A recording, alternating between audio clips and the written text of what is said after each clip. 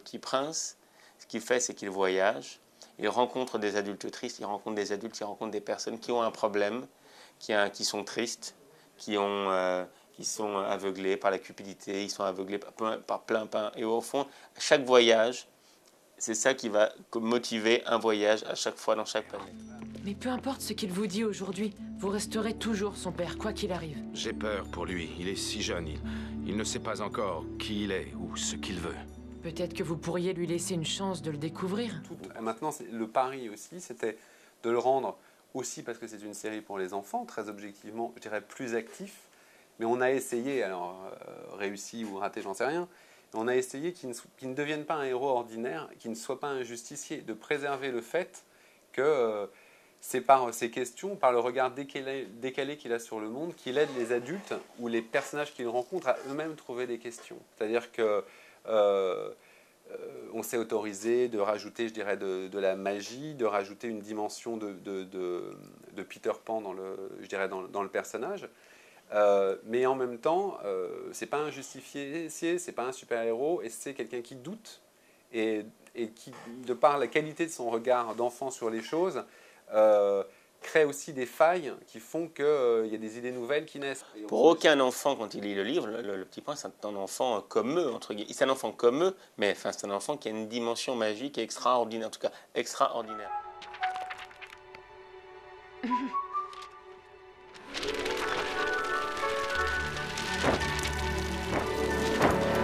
Donc on s'est dit, il faut que ce Petit Prince ait une dimension de super-héros, entre guillemets, qu'il ait cette dimension magique, mais qu'en même temps, ces pouvoirs magiques, ces super-pouvoirs, soient liés à son identité. Et au fond, c'est un enfant qui est sensible à la nature, il peut parler aux animaux, il parle aux serpents, il parle aux renards, il parle aux plantes. Donc on se dit, voilà, c'est un enfant qui a la capacité de parler aux plantes. Et donc ça en fait un enfant particulier. Et tous les enfants du monde ont joué dans un jardin en parlant à un arbre, en parlant à son petit chien. Tout le monde fait ça quand on est enfant. Donc on a gardé ça et on l'a étoffé en se disant, au fond, voilà, c'est un enfant qui a certains pouvoirs. Il a le pouvoir de l'imaginaire. Lui, quand il voit un chapeau, on peut y voir un éléphant dans un... Et donc on a développé en disant... C'est un enfant qui a pourquoi il a deux tenues, pourquoi il a une épée, qu'est-ce qu'il fait avec cette épée, qu'est-ce qu'il a retenu aussi de la rencontre avec l'aviateur. Il y a cette idée du carnet, il y a cette épée avec laquelle il fait des dessins, c'est-à-dire d'arriver à tirer les fils posés. Après, ce sont des interprétations qu'on est en droit de trouver absurdes, parce que c'est une lecture très personnelle. Mais on a essayé, et ça c'était une chose qui était enrichissante, ludique, amusante, de créer, entre guillemets, les super pouvoirs du Petit Prince, mais qui lui ressemblent. Petit Prince, attention!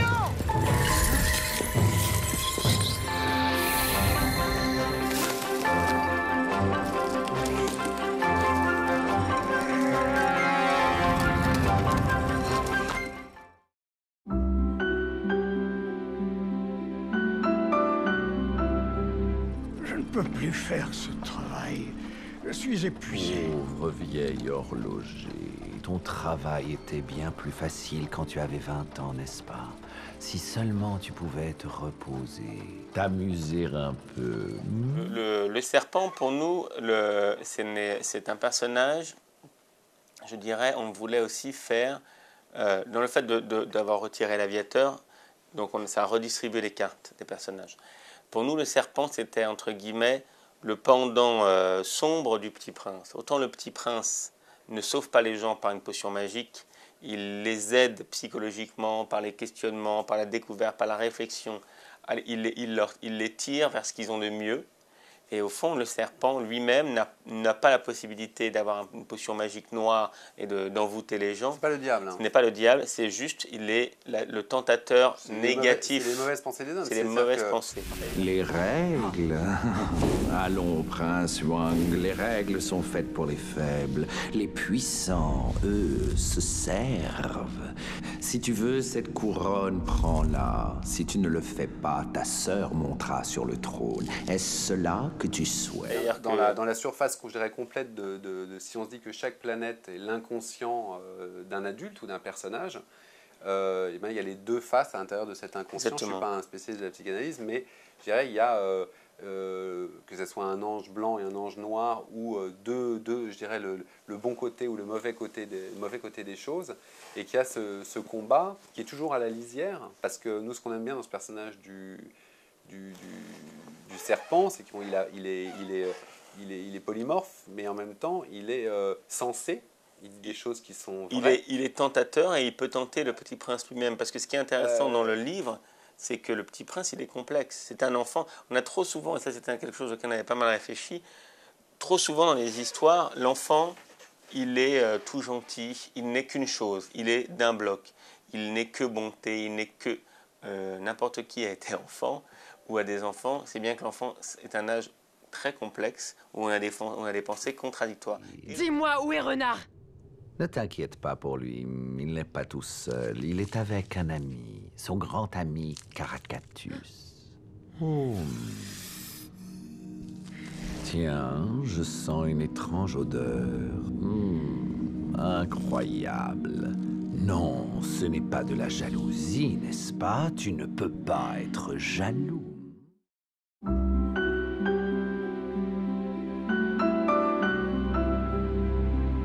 D'accord, apparemment, mon instinct renardesque n'est plus ce qu'il était. En fait, cette planète est vraiment magnifique. Chut. Écoute. Quoi? Qu'est-ce qu'il y a? Qu'est-ce que je dois entendre? J'entends rien du tout. Même pas un tic-tac. Et pour ce qui est du renard, il y a des choses qui sont assez simples. Moi, c'est un personnage que j'aime beaucoup. Les gens qui nous ont dit c'est un peu l'âne de Shrek. Moi, c'est un personnage que j'adore, l'âne de Shrek. Ce qui n'empêche pas d'avoir une dimension aussi métaphysique. Bon, je peux avoir mon émeraude? Pas de roi, pas d'émeraude. Je dois rencontrer ce roi Wang. Mais il y avait une chose qui était aussi très simple, c'est que, ne serait-ce qu'en termes de dynamique, de dramaturgie et d'écriture, le Petit Prince, on en a fait un personnage qui est plus actif, qui est plus un aventurier. On en a eu une lecture qui est déjà assez personnelle. Et en même temps, c'est un personnage du premier degré, le Petit Prince. Un personnage qui n'est pas dans l'ironie, parce que justement, ce qui fait sa spécificité, c'est sa capacité d'émerveillement sur les choses. Donc on est parti du principe que dans l'écriture, on aurait un personnage principal, déjà, qui avait cette dimension, qui peut être une dimension même irritante. Parce que parfois, on a envie de lui dire, décroche, prêcha. arrête, c'est bien de s'émerveiller sur les couchers de soleil, mais il faut aussi... où est la distance sur les choses? Pour une fois, tu fais ça tout le temps. Tu admires les couchers de soleil, tu regardes les étoiles, tu écoutes les fleurs. On s'est dit, justement, dans la complexité des rapports, et c'est-à-dire comment préserver ça chez le personnage, parce que c'est son identité, et comment pouvoir, à l'intérieur même de la série, à la fois le critiquer et le rendre accessible d'une autre manière. Et on s'est dit, en préservant l'aspect assez philosophe du renard, qui a énormément d'humanité et au fond de bon sens, qui est une chose très importante, on lui a donné ce côté plus caustique qui permettait de créer une dynamique entre eux. T'es sérieux pour une fois qu'on a vraiment besoin d'un truc qui vole alors? Fais-moi confiance. Bah de toute façon j'ai pas vraiment le choix.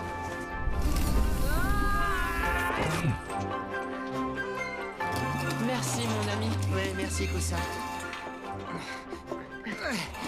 Ça permettait de ramener du deuxième degré. Oui. C'est-à-dire qu'au fond, le Petit Prince, c'est un personnage de premier degré. C'est un personnage il cherche avant tout à faire le bien, il ne cherche pas malice, et il ne cherche pas le diable, il cherche le côté positif des choses. Et il a un rapport très premier degré à la nature, à la beauté des choses. Il n'a pas d'ironie. Et en même temps, on trouvait important de garder cet aspect, et en même temps, on ne voulait pas faire un côté trop prêcha, les enfants, il faut faire ci, il faut faire ça. Et on trouvait donc intéressant d'apporter dans le regard du renard ce côté, cette distance caustique. Et donc de pouvoir garder que le Petit Prince peut s'arrêter en disant au renard, regarde ce coucher de soleil, et que le renard lui dise, non mais là on est en train d'être poursuivi, c'est très dangereux, il ne faut pas qu'on s'arrête. Et que le Petit Prince de lui dire, oui mais si on ne s'arrête pas pour regarder les couchers de soleil, au fond on ne les regarde jamais. Et au fond on passe sa vie sans regarder les couchers de soleil. Or on les regarder les couchers de soleil, c'est parmi ce qui est le plus important dans la vie parce que c'est la beauté des choses.